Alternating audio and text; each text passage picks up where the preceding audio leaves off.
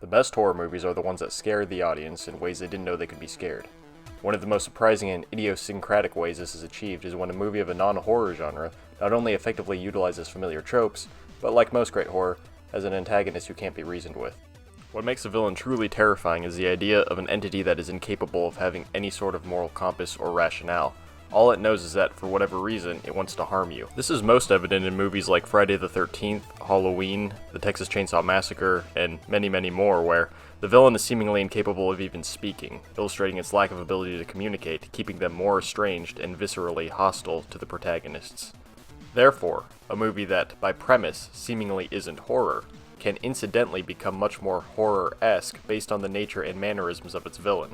The best example of this would probably be with the Coen brothers' film debut, Blood Simple. Blood Simple follows the story of an abusive saloon owner named Marty who hires a private detective named Visser to kill his bartender Ray and his wife Abby after finding out that Ray and Abby had an affair.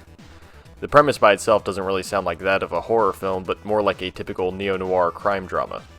However, Visser, who serves as the main antagonist, is portrayed in such a sociopathic light from start to finish, causing the tension to exceed from a thrilling one into an unsettling and fearful one. The opening sequence contains several bleak landscape shots of rural Texas, while Visser narrates about how, when you're in Texas, you're on your own. It's this sort of mentality that foreshadows the dread of the film.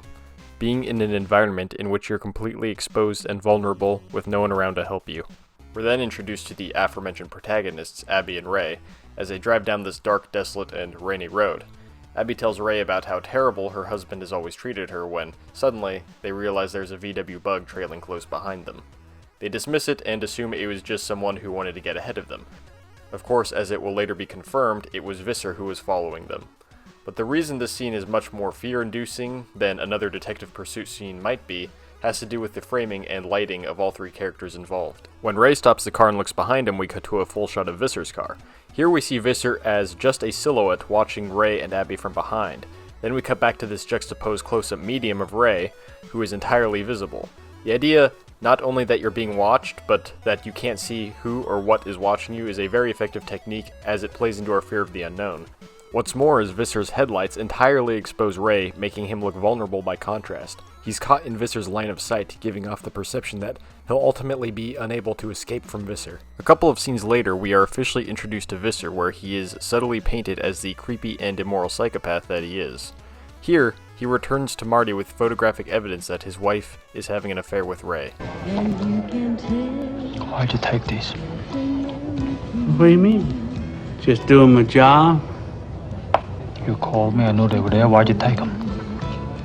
Well, I don't know. Call it a fringe benefit. Visser taking these photos shows him to have an extreme lack of regard for others. In fact, his giddy reaction to Marty's suffering makes it seem as though he cunningly took these photos just to spite Marty, as he gets pleasure from others' suffering.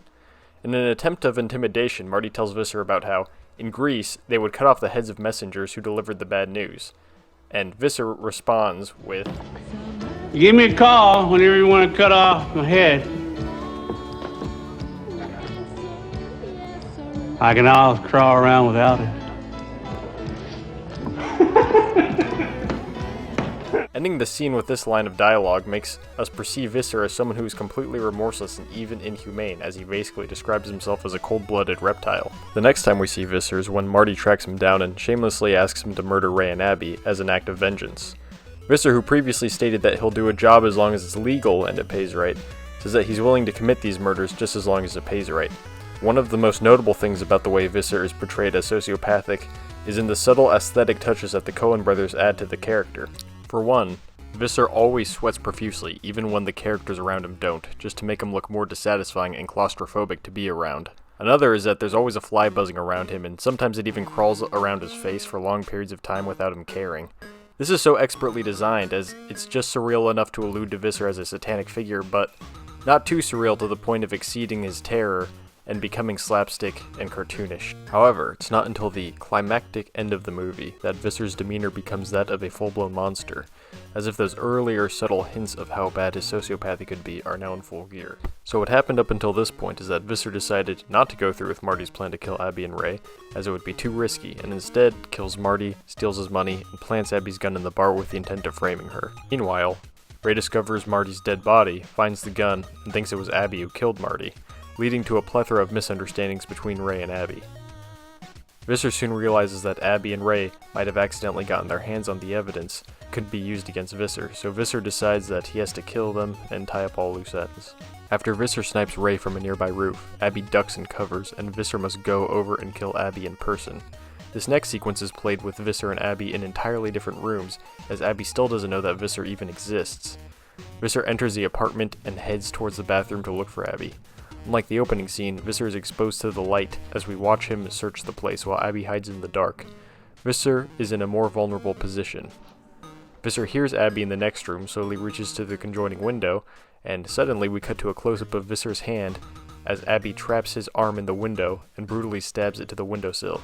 We cut between the close-up of Visser's stabbed hand and his facial expression to emphasize the severe pain that he is now in. His presence is known and he's no longer in control. Visser shoots through the wall in order to bust through and release his hand. He no longer has the happy, carefree attitude, but a distraught look of defeat on his face. There's a low-angle close-up of Visser as he stumbles through the bathroom determined to finish Abby off. But before he can, Abby shoots him through the door and we realize that she thought it was Marty the whole time.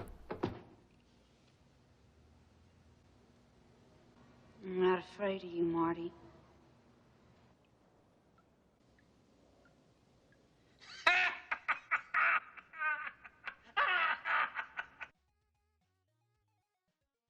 She's not completely wrong, though. Abby is saved by the moral dilemma that Visser has created. When Visser comes to kill her, she's forced to confront the evil herself. Instead of relying on Ray to escape a bad situation like she did before, she has to rely on herself, not a man. In that way, Visser also represents the men in her life, the abusive Marty and the untrusting Ray. Visser is the embodiment of the men in her life who have tried to use her. In killing Visser, she has become the symbol of the traditional film noir detective by reestablishing a moral order.